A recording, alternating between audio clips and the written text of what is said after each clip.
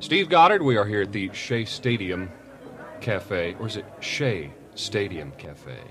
We're with the RUBINOOS, John Rubin. Hi. And Tommy Dunbar. Hey. Left and right Bachelor channels. number 2. Hey. Left and right channel, respectively. Cover a little bit of the RUBINOOS history and talk about the making of the other side of this cassette, which is available on cassette only. Whose idea was that, to do this on cassette only? That was our manager Mark's idea. For those that haven't been old fans, a little history on the RUBINOOS. You guys got together when? Well, we got together when we were in high school. Tom and I were... Ninth grade? Ninth grade. Actually, at the time, the reason we started the group was to play at our high school dance. We got a bunch of singles from Tommy's sister. She left at Tommy's house when she moved out, and we were listening to them and thought they were great. Most of them were like... When they do the Bristol Stomp. 50s and 60s singles that we'd actually never heard the first time around, so it was like new to us. We loved them. We thought, yeah, let's do all this kind of music. So we were doing a lot of covers from those periods in our first band. How'd it go over? Well, John had a top hat, and we were only playing for our friends, so it went over fine. Like the Peppermint Twist, and what other songs were we doing? Locomotion, Let's Twist Again. I mean, your age group wouldn't have heard this stuff, would they, at that time? Not the first time around. But no, like man, we told them we wrote all of them. Yeah. That was the other reason they liked us. So how long was this band in existence, or in that form, doing the old cover tunes? Oh, I don't know, 2 months. 2 months, yeah. That's pretty good for the Deauville. What about songwriting? That started about this time? Yeah, but they were so horrible that we didn't do any of them. They were really like psychedelic lyrics and long lead breaks, and they didn't fit in with the 50s and 60s stuff, and those songs were a lot better anyway than the ones we were writing. So. What kind of music was going on in Berkeley at the time? Mostly a lot of funk music and then hard rock. Sort of no in-between pop stuff at all. And when we started to work out playing more of our own stuff and covering really good songs like Sugar Sugar and Heartbeat It's a Love Beat, we weren't extremely well accepted. Did you really cover those songs? Oh, yeah. And we play them? We played in Winterland, and we played Sugar Sugar with Jonathan Richmond from the Modern Lovers dancing with us on stage. He was doing the Archie. And the crowd was outraged. 5,000 people were booing and assaulting us with bananas. We were completely taken by surprise. We thought they were going to love it. But then, coup de grace. Yes, we gave them the coup de grace and finished our set with the Pepsi Generation commercial. And they were not pleased. Yes. We are not amused. That was one of the highlights of our careers. Time to regroup forces back then? Time to get armor for playing. Anyway, after that, well, we knew that we were on the right track because we figured 5,000 people must be wrong. That's right. We definitely headed even deeper into the pop scene after that. We were trying to copy a lot of the harmonies of, like, with the Impressions. We did a few of their songs. Mostly just any bands that had 3-part harmonies we would listen to. Particularly, a lot of the influence for us to even start up doing this was Tommy's brother's band, Earthquake. Yeah, we really looked up to those guys a lot. How long did you have this band going before you cut your first record? I think we were going for about 5 years before we actually cut our first record, which was a single on a compilation album called Chartbusters, and the single was called Gorilla. This is a cover of a DeFranco family song. Yes. We got it off the Heartbeat It's a Love Beat album. We were members of the fan club, like card-carrying members. It was a fun tune, though. I still, one of my favorite songs we've ever done. Yeah. Still to this day. And Gary Phillips, our producer, found the song for us. You know, I was like only, 17 years old when we cut it, so it was really great. You know, it's loads of fun going in the studio. Big time. Hey. 16 tracks? Oh, wow. Did you get outside the Berkeley area as far as playing any concerts? Albany, or El gigs? Cerrito, Richmond. Emeryville. All the thriving metropolises around California. You got it. When's the first time you ventured out of Berkeley? Out of Berkeley. Oh, as a plane goes by the restaurant today. Oh, they're dropping a shipload of spam or something. Well, really, we didn't really get out of the Bay Area at all until 1978. After cutting Gorilla, we then made our first single, and LP, which was the single was I Think We're Alone Now, which was our first chart record. And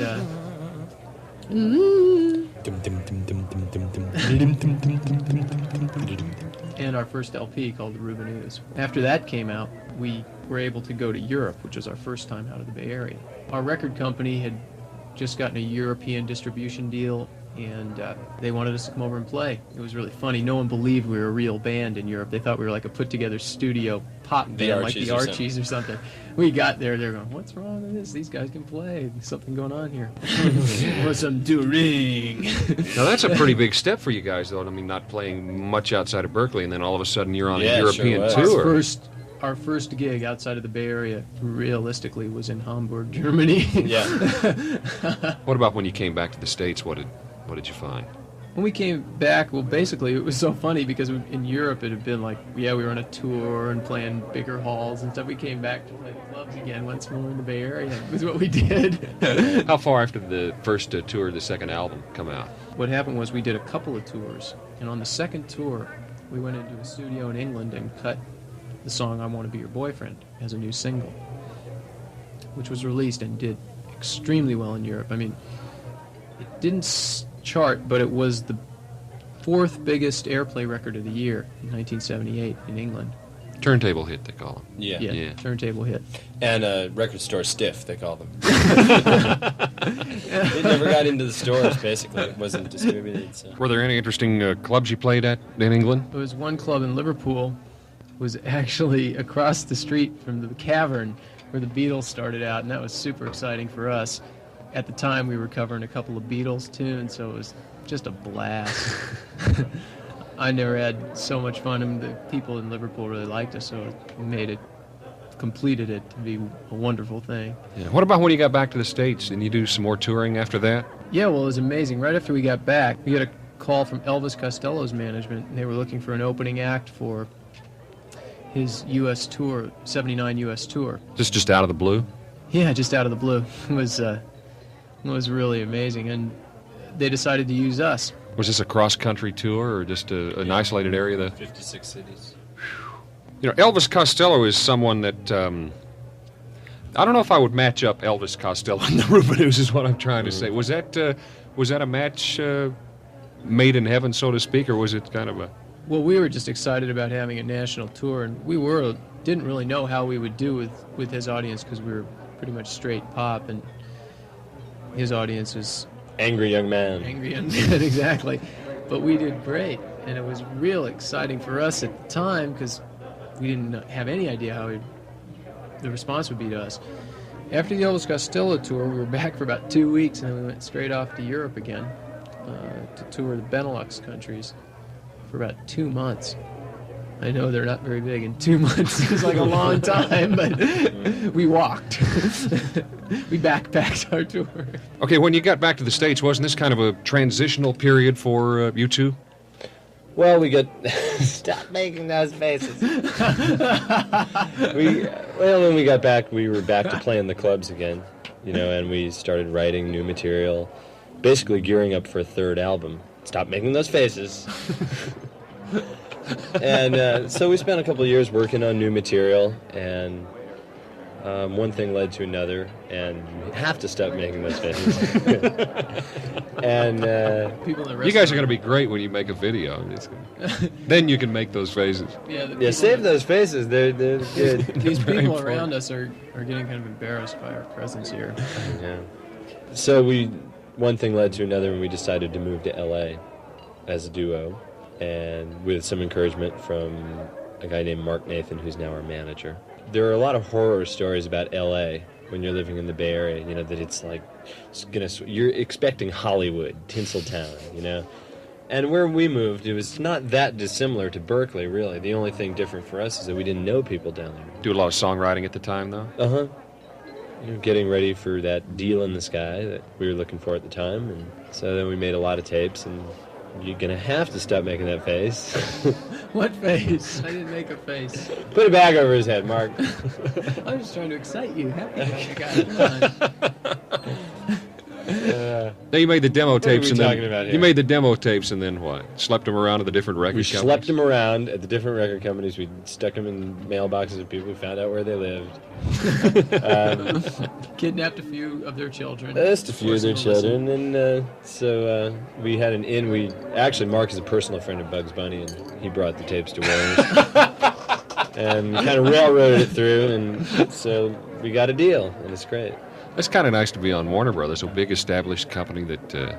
But you hear all these We horror heard stories. Yeah, exactly. you hear It was horror like moving stories. to L.A. We thought we're moving to Tinseltown, and we're going to sign with the corporate giant, and they're going to swallow us. Bum, And bum, bum, bum, bum, bum, bum, bum, bum, bum. but everybody that we've met there has actually been really nice, and I haven't met anybody who wears their shirt open to the navel with a gold chain yet. I haven't met one person like that. Not even Bugs.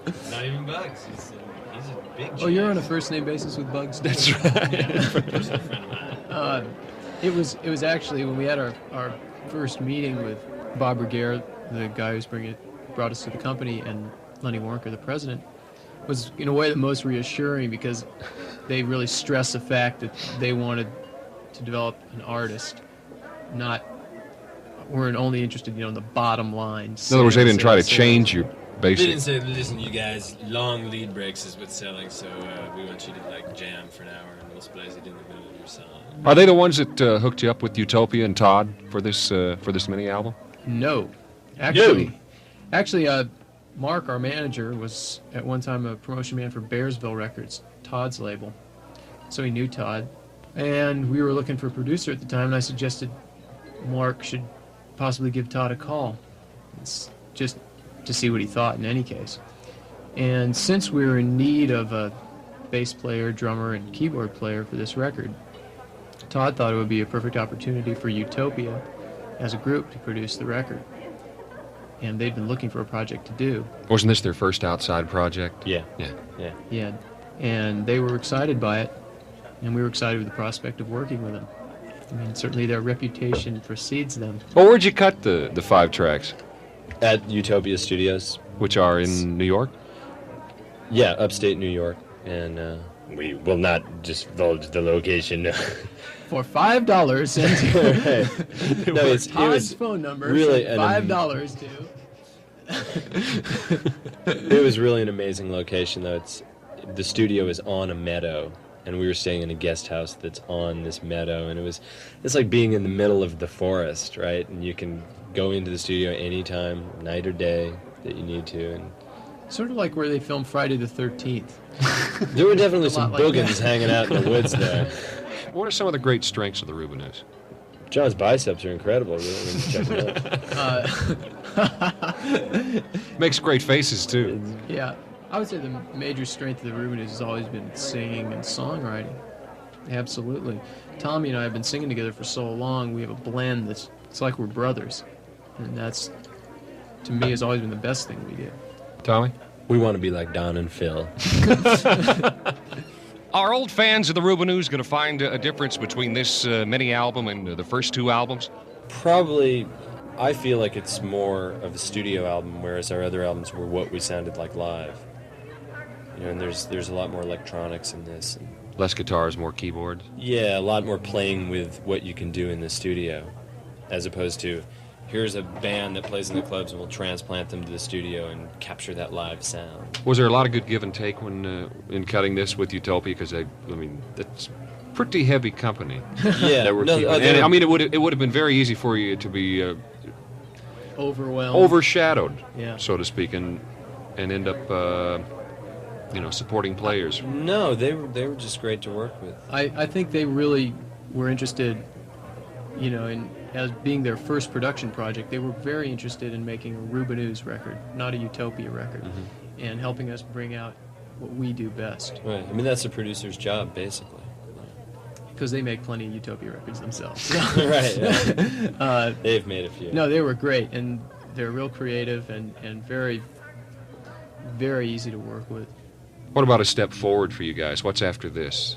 Basically, we'd like to do a video first and probably complete an album before we tour, full LP after this. But we'll be putting a band together in the meantime as well, getting ready. Yeah, the video thing is really exciting to us. I mean, it's almost like getting to make a little movie or something. Very little. And just we've really had no experience in doing that except for being filmed live, which is nothing like making a video, I'm sure. You know, it'll be interesting to work with somebody who that's their forte. It's such a new kind of art form and hasn't really been exploited, I don't think, anywhere close to what it will be in the future. So it's time to dive in and see what you can do. It's something to learn, just like learning to be in the studio. Yeah, it reminds me of like when TV was new. You know, all they did was put on plays and things on TV until they started figuring out what to do with it. You know, you see little flecks of what it can be when you watch videos on TV, but it still seems like it's in infant stage. One of the big record chains across the country has a magazine they put out every month. And people will write in and list their 10 favorite records they would take to a desert island with them. And I saw your second album listed on one of them. So, oh my God. So here we go. Here's the big question. Shh. What are the 10 songs or records, in no particular order, Singles that you'd listen to? songs? Albums, singles, doesn't matter. Are there a few? Do you have, like, favorites that you play over and over and over and the grooves have turned white? Well, I'd have to take... This is John. I'd have to take Meet the Beatles, Jackson 5 Greatest Hits Collection, Phil Spector Greatest Hits Collection. Boy, this is so hard. That is rough. Motown Greatest Hits. Yeah, the 64 All four Motown of those. Greatest Yeah. Hits record. Can we take that as one album? That counts as one, yeah. Well, in that case, then I'm taking the whole Beatles collection. The $164 set. Pet Sounds by the Beach Boys. I love. All Summer Long by the Beach All Boys. Summer Long by the Beach Boys. I love. Aretha's Greatest Hits. Yeah. All these Greatest Hits collection make it a lot easier. Yeah. Tony Fisher, West of the Wall. West of the wall, I'd soon will fall. Oh, everybody in the restaurant. Don't look at him! Excuse me, everybody. Back to what you're doing. Lou Christie's Greatest Hits. I don't know if there is such an album, but Lou. Should be. there should be. Should be. Lou, you hear me? Get that album together so we can bring Where it. are you, Lou? For anybody interested in getting any more information about the RUBINOOS, is there any address where they can write? Yes. Yes. They can write to the RUBINOOS, care of our management, Between the Ears, 1438 North Gower, number 3, Los Angeles, California, 90028. Oh, they're closing the place up now. I tell you what, we got to go. Tommy, John, thanks so much for your time. Well, thanks for the lunch. Yeah, thanks a lot, Steve. Wait a minute. Now, I wasn't We'll planning see on. you- I gotta go. Hang we'll on have lunch just- another day, okay? Well, now wait a minute, We'll allow guys. you one, and it's cool. Look, I'm doing this for nothing. What are you talking about? I'm not... See you, Steve. Steve, you've been great. Thanks. Mark.